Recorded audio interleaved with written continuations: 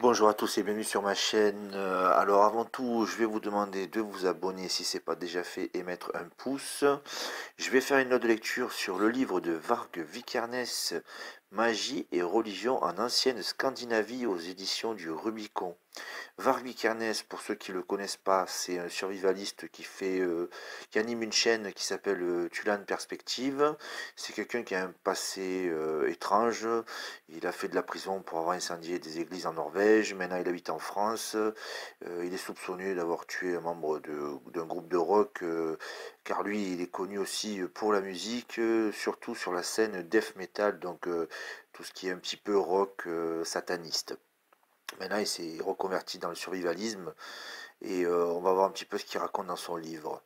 Alors, il se réfère à tout ce qui est la mythologie du nord de l'Europe et il dit qu'il a fait 20 ans d'études, donc je pense que c'est quelqu'un qui est assez sérieux à ce niveau-là. Moi, j'aime bien, ça me fait sortir du quotidien de regarder ces vidéos. J'en prends, j'en laisse, comme avec tout ce que je fais, hein. J'essaye de relativiser. Donc le livre commence lui il se base sur une période, le néolithique. Donc le néolithique, c'était moins 7000 avant Jésus-Christ. Et donc il parle des hommes qui en fait techniquement sont pratiquement les mêmes qu'aujourd'hui, au moins au niveau cérébral. Et sauf qu'en fait ils ne connaissaient pas pourquoi il pleuvait, pourquoi il y avait du soleil, comment les femmes tombaient enceintes.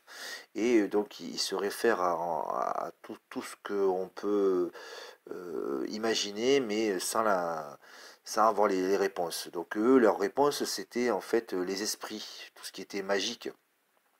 Et c'est très intéressant de voir un petit peu comment ils imaginent les choses.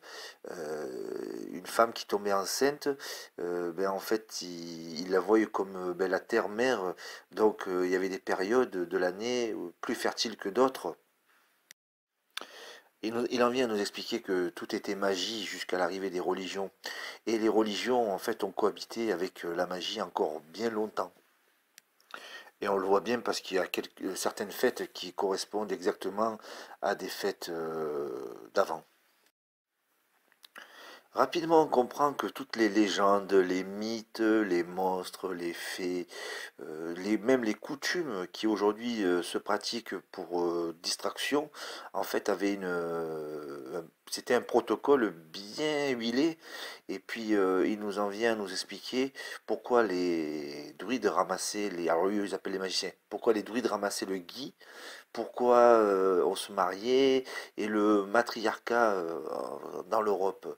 Et c'est génial parce qu'il nous explique que le jour où les hommes ont compris qu'en fait les femmes tombent enceintes eh bien, avec le sperme des hommes, c'est là que le patriarcat a pris le dessus. Et là, ça me rappelle un autre lecture que j'avais fait sur le livre d'Emmanuel Todd, qui expliquait en fait comment ben, le judaïsme s'était propagé, le judaïsme donc antique s'était propagé par les hommes et qu'en fait c'était maintenant les femmes qui le transmettaient. Et donc ça serait peut-être une des pistes pour avoir la réponse. Dans le chapitre 3, il nous explique en fait qu'est-ce que signifient les runes, comment elles ont été inventées, enfin toute la mythologie, hein. C'est Odin qui en fait est resté 9 jours accroché à un arbre et il est redescendu avec cette espèce d'alphabet secret où les sorciers en fait c'était comme une écriture.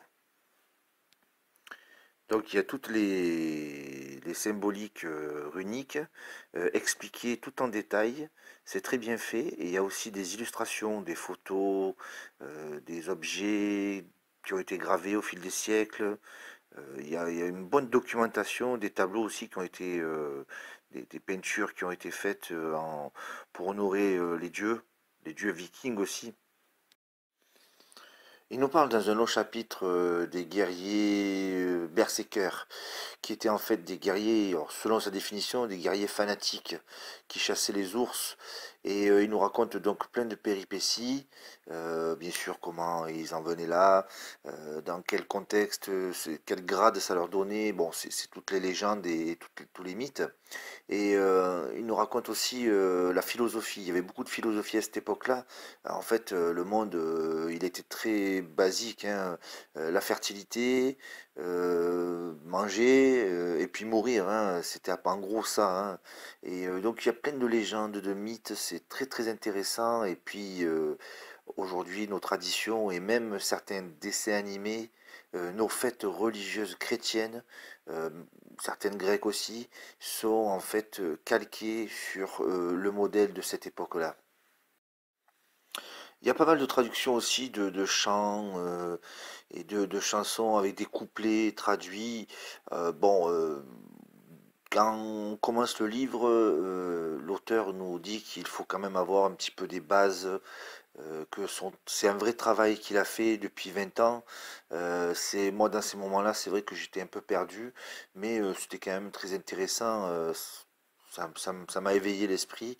À la fin du livre, alors c'est un petit livre, hein, il y a 146 pages, je crois.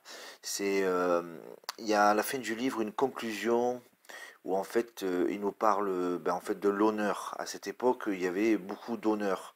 Et donc il nous dit de travailler dessus pour y revenir. C'est c'est un livre que je conseille vraiment pour la curiosité, après pour le personnage aussi. Si vous aimez Varg Vikernes et ses travaux, c'est un complément, hein. C'est vraiment très intéressant comme livre. Je vous laisse, si vous avez aimé, n'oubliez pas un pouce et abonnez-vous à ma chaîne. Je vous dis à très bientôt, merci, au revoir.